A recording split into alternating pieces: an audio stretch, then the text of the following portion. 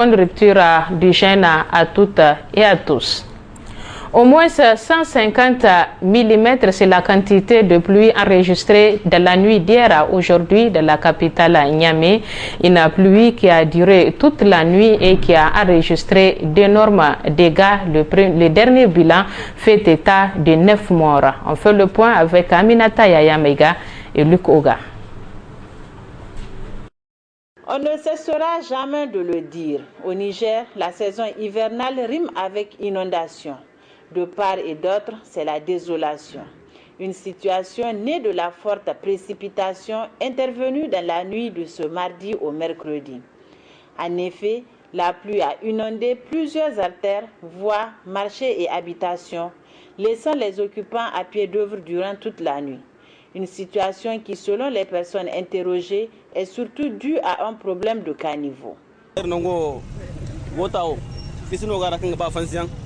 Kalam koy isabu indigi fote banda fonna hanna sino karo bisanda donc ne moda hariga fisgwara kala ago boucher quoi irin moda lokti bandai irin no sambu jiga irin fansi kayn fo ina go dugu bisakino de man tiani na sing bis bawono yo paro din gomnino amma iro problème kan gorse pudirar kura wora gati hospital pudirar gota di mairie mo gormat kaga tasi ir kurai gota yo mairie bore sigi yaso rampon wadata gota kan gon latiritini danga dabu mere ga bayaga im solution sambas parce que il wor sai cikan kuro rasin bota kafu de bota kafu no gwada don foi o bai fo no ans kaga bikin za 20h kal 4h du matin il gor ci gano ay fu rasin da haykul kan mantai. Cette précipitation a causé d'énormes dégâts matériels mais également des pertes en vies humaines. Pour juguler d'éventuels dégâts, la compagnie des sapeurs-pompiers a mis en place une stratégie dénommée plan parapluie. Le bilan provisoire s'avère lourd. Mais cette année, ça a commencé très fort parce que déjà on a 156 mm la nuit d'hier seulement.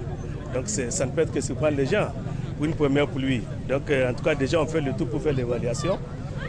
C'est après l'évaluation qu'on va prendre les dispositions. Franchement, avec le maire central et les dispositifs de lutte contre les crises et les catastrophes, on est là en train d'évaluer. Donc dès qu'on aura fait l'évaluation, on va trouver donc le dispositif national qui va envoyer sûrement des appuis aux populations sinistrées. Et nous, d'avance, s'il y a des sinistrés, on va les mettre dans les écoles comme d'habitude. Et c'est la première chose la plus urgente. Après seulement une ou deux fortes précipitations, l'on commence déjà à dénombrer des sinistrés. Une situation assez inquiétante qui a valu le déplacement sur les lieux des autorités compétentes, lesquelles d'ailleurs comptent prendre des dispositions pour solutionner ce problème. Nous avons donc 9 décédés, dont 2 décédés au marché Katako, 1 au quartier Liberté et 3 au quartier Kwarateji. Voilà donc le bilan qui n'est que provisoire pour donc cette pluie diluvienne. Les dégâts matériels sont extrêmement importants parce que vous savez, certaines habitations sont précaires et d'où leur vulnérabilité. C'est des constructions en banco ou généralement en paillotte. Et il y a eu à peu près une 50aine de maisons qui sont effondrées. Mais ces effondrements concernent même les bâtiments en construction définitive. Ces inondations qui interviennent pratiquement à chaque saison pluvieuse ces dernières années doivent interpeller non seulement la conscience des populations qui construisent de manière anarchique, obstruant les voies d'évacuation des eaux, mais aussi des autorités qui doivent prendre des mesures préventives pour éviter à l'avenir des cas similaires.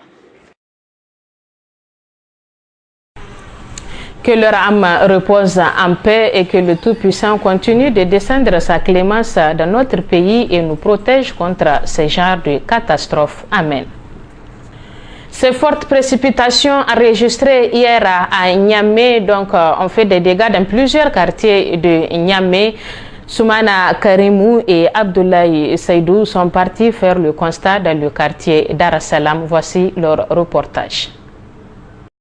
À Niamey, s'il y a un quartier dont les habitants ne savent pas à quel saint se vouer en cas de grosse pluie, comme celle d'hier par exemple, Pluies qui ont commencé à tomber aux environs de 20 heures et qui ont occasionné d'énormes dégâts matériels. C'est bien le quartier Dar es Salaam, plus précisément le côté de l'ancien préfet-maire de la communauté urbaine de Niamey, Madame Bibata Nyandou, allant jusqu'à l'école Bédir. Les habitants de ce côté de Dar es Salaam sont au désarroi depuis hier nuit à l'arrivée des grosses pluies torrentielles. Selon certains habitants, le niveau d'eau a même dépassé 1 mètre. Durant toute la nuit, nous n'avons pas fermé l'œil de la nuit, s'exclame cet habitant.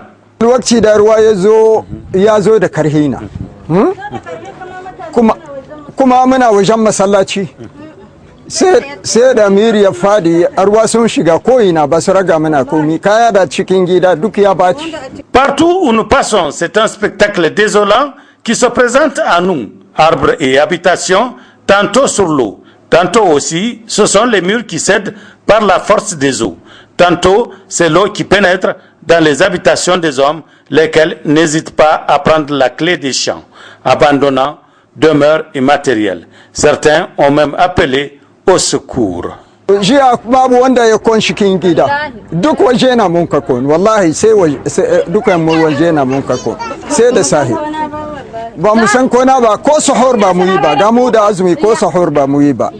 ce quartier, on voit ça et là des ordures et autres détritus apportés par les courants d'eau. Selon M. Ibrahim, habitant du quartier Dar es Salaam, tout a commencé le jour où l'eau du canal qui quitte l'école Bédir et qui longe la station Oriba a été déviée. Le courant d'eau a donc changé de direction pour se déverser sur nous, à en croire cet habitant de Dar es Salaam.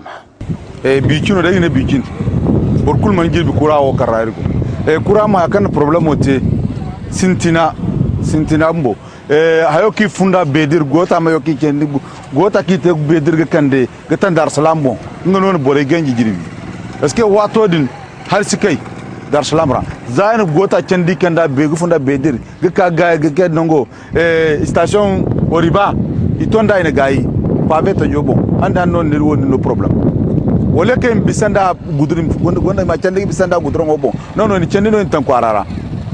Selon certains riverains aussi, tout le calvaire a commencé avec l'implantation de cette station d'essence. Voyant le courant d'eau passer tout près de la station, ils ont tout de suite changé la direction de l'eau vers ce canal. Et depuis, selon les mêmes habitants, ils ne sont plus en paix en cas de forte pluie.